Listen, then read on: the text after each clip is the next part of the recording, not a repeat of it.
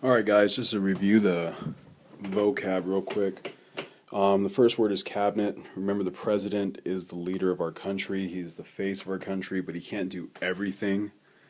He needs members out there to help him out. So he's going to hire some people to do that. Next to President Obama, you see Joe Biden, who is the vice president.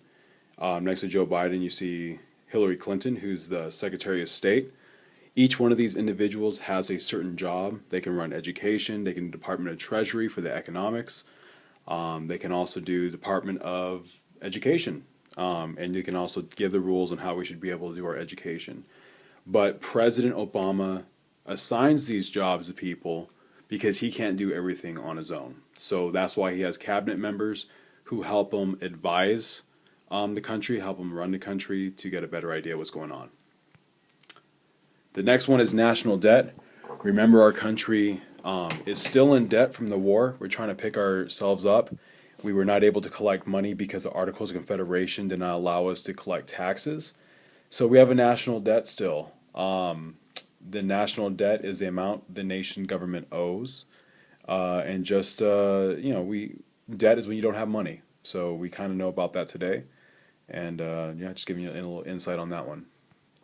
Next word is bond.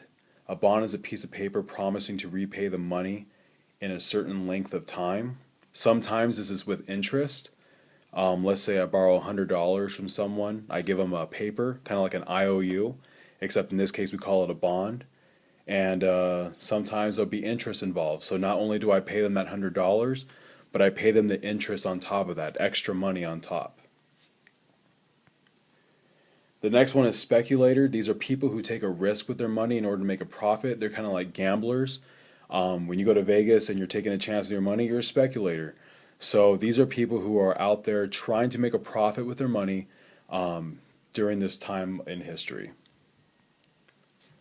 Next word is unconstitutional.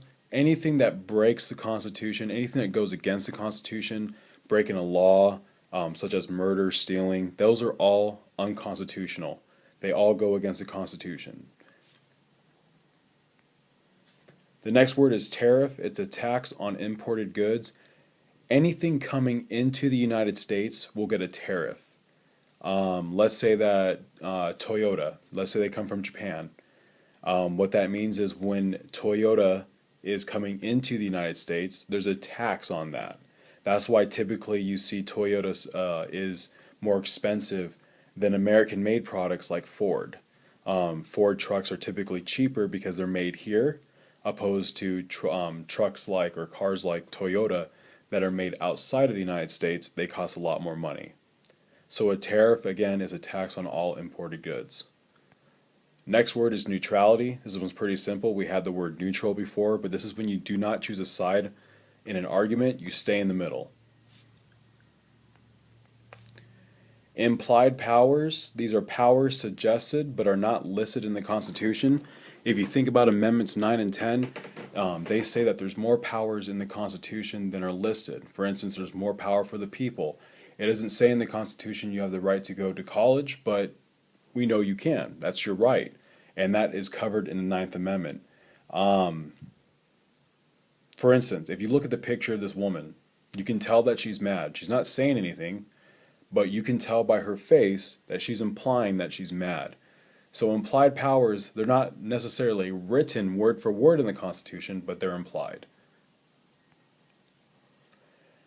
Next word is alien. This is not someone from outer space, but the word alien literally means people who are in the United States or any country, but they're not born there.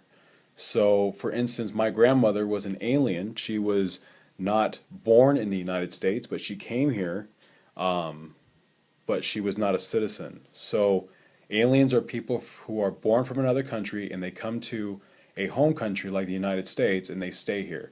So that's called an alien. Sedition. I always think of the word seditious. When you're saying something against the government, like for instance, if you were to say Barack Obama was evil or, our government is horrible, anything negative about an establishment or a government, that is a sedition act or seditious. So sedition is activities or acts that are against the established government. The next word is precedent, not president, but precedent. And these are traditions. These are all traditions that we set. I have a picture here of a turkey because every year, typically, we all celebrate Thanksgiving. We all have continued to do this, but it's a tradition that we do as a country. A tradition that my family has, we play football on Thanksgiving. We always go out there and we throw the ball around or have a little fun. But that's a tradition that we establish, and I'll pass on to my family and my kids, and hopefully they pass on to their kids. It's just a precedent that they're going to establish. The next word is impressment. Here you have a picture of a British soldier right here, and he is literally taking this merchant, who is an American merchant, and he is forcing him. You can see he's tying him up to go onto the ship. He's going to make him fight for the British Army. Alright, so impressment is when you are forcing a person to fight in service for another country.